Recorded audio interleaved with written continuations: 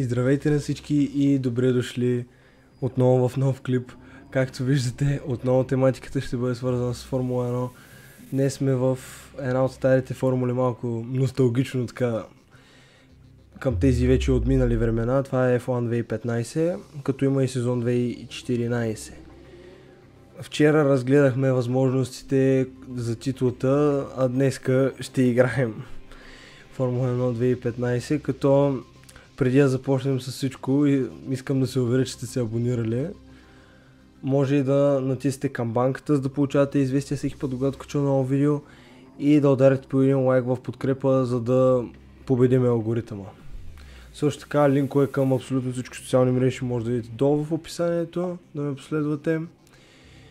И сега нека да преминаваме. Така, тук си спомням, че не беше точно кариера, а беше Championship Season.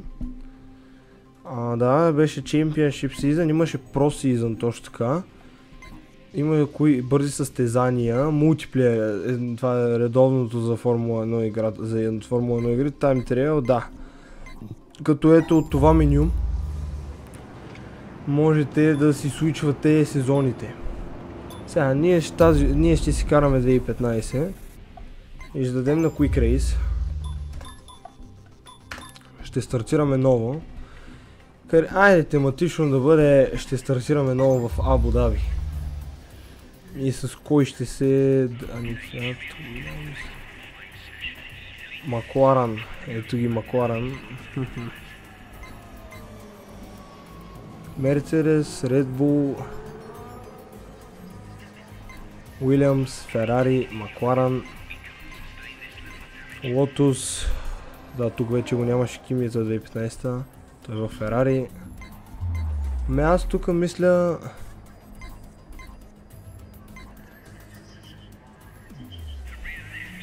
Да. Не, всъщност малко по-трудно искам да ми бъде. Ще играем с Кими Райконен тук. Да, точно по този, абсолютно по този начин. На коя позиция ще стартираме? Добре, тези са по-назадните. 9, добре. Добре, ето това е. Исках да има битка, а не да започна от началото. С Луис щях да започна първи. Така.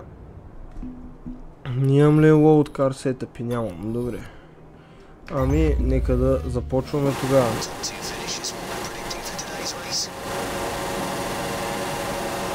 Five red lights and away we go! Така. Не е най-добрият старт. Можем да го кажем съвсем най-отговорно, но пък седми, между двама се промуших добре, счита се за успешен старт. Но не до толкова. Даниел Рикардо е следващата ни жертва, Getting Past, Ботас. Тук съм забравил, че това е старата конфигурация на пистата, новата не е по този начин и малко се бъркам, но... Това е съвсем нормално, не съм играл играта отдавна, но това не искам да звучи като оправдание. Така, сега нека ние да пък да се съсредоточим върху това, дали ще успеем да изпреварим Валтери, със сигурност не и на тази права. Switchback, много добра позиция на пистата и нека да видим сега, нямаме все още DRS, Уилямс е по-бърз от Ферарито, това е заради задвижващата система на Мерцедес, но тук вече при спирането успяхме да се справим с Валтери Ботас. Каква неочаквана грешка и Ботас ни завъртя. 2 секунди наказание получихме заради контакта с Валтери Ботас. И сега всичко започва от начало.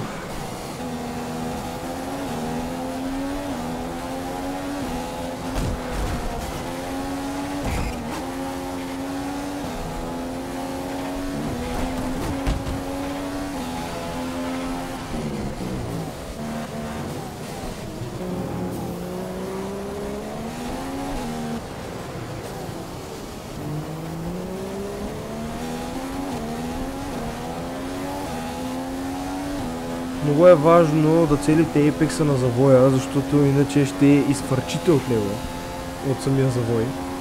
И няма да успеете да завиете. Малко ми е трудно с клавиатура, признавам си, забравял съм. До сега в момента игра само с контролер. Новите Формула 1 игри и съм позабравил. А ние тук сега да се върнем към нашата реалност, а именно зад Дани Рикардо сме, да видим ще успеем ли още тук да се справим с него. Защо той наби толкова рано спирачки? Никой не може да даде отговор на този въпрос. Но и аз съм си виновен, че не го изчаках да мине. Сам си провалих състезанието общо взето. Как заби спирачката? Въобще не ми даде да завия. Ама ние сме с счупено предно крило ли бе? Аз се чудя защо нищо не става. Да, аз нямам спирачки. И най-вече предно крило. Останах без предно крило.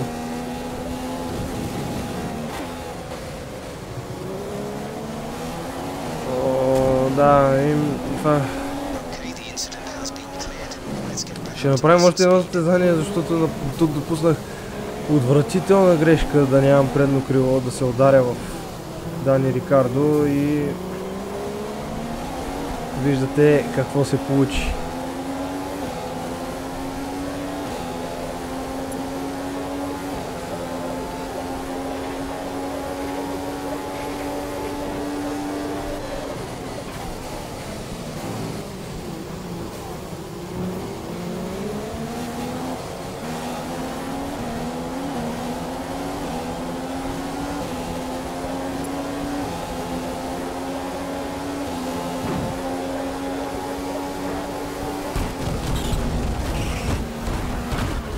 Леле, какво сътворих тук? Още 2 секунди наказание.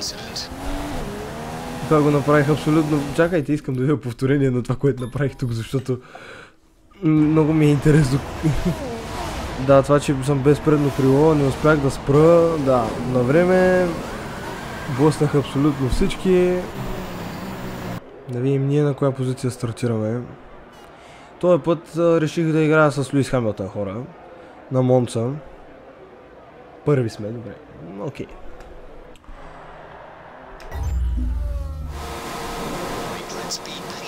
Okay, 5 red lights and away we go! Чудесен старт. Абсолютно чудесен старт, просто издухахме конкуренцията, но това не значи, че не можем да фейлнем още на първия завой, което и се случва.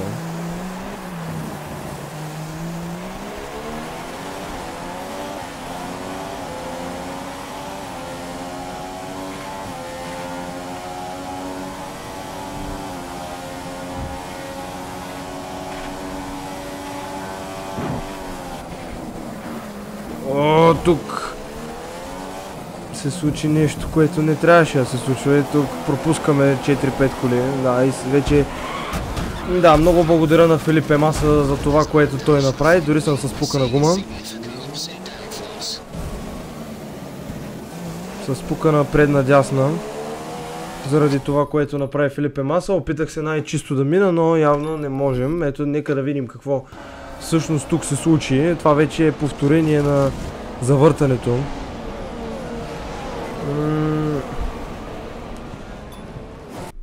Ще направим един рестарт, хора, защото то се прецака всичко, няма как да продължа от тук нататък. Така. 5-те зелени светлини, 5-те червени светлини изгаснаха и отново тръгваме. Отново супер старт, но както видяхте предния път, обърках гъста. Обърках гъста, спирачката, кога да я натисна и ето отново в първия завой. Трябва да се науча как да ги правя.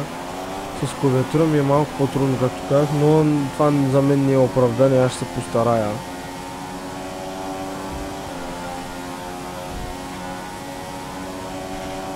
Нико Росберг тук ще се опита. Да, аз не мога да... Завръщаме се на пистата и ще пропуснем...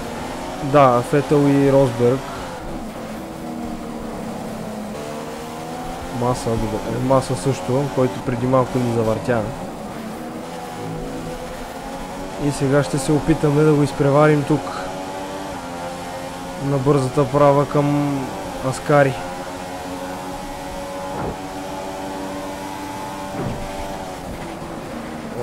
Отново блокиране на гумите, по-рано трябва да спираме.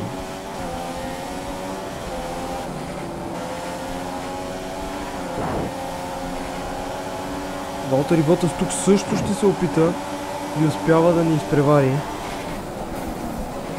Гума до гума с отборника си. А от това дали ще мога да се възползвам? Да. Ох, каква скорост на дългата права към завой номер 1. Валтери Ботас и той ще бъде следващия глътър. Ще има тръгъл с Хамилтън, усещам аз. Тук много добре.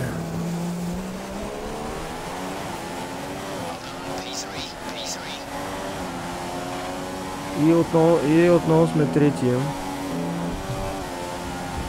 Ще видим, ще успеем ли да настигнем Фетъл и Росберг преди да свърша. Да, тук малко си помогнах, за което се извинявам, не успях да спра на време.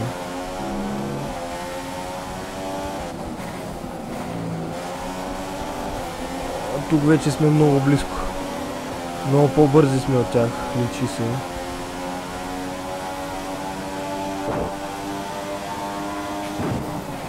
Ще успея ли да спра? Успявам. Така. Траектория, по която да мина. И вече сме на втората позиция. Себастиан Фетъл тук ни оказа кой знае каква съпротива. Да видим дали ще успеем да се справим с Нико Росбърг. Не. Връщаме гъста.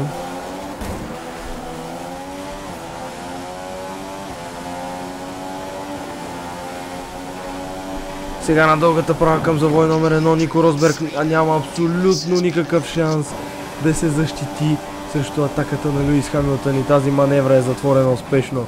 Водим хора вече в последната обиколка. Преди последния завой никога не казвайте, че сте победили от тук.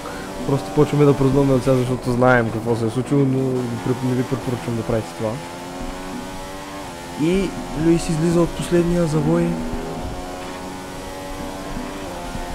И това е победа в Гран При на Италия за Луис Хамилтън. Ето, хора, направихме две състезания на F1 2015. Надявам се да ви е харесала играта. Ако е така, дайте лайк. Абонирайте се за канала. Натиснете камбанката, за да получите известия всеки път, когато кача ново видео. И ще се видим утре.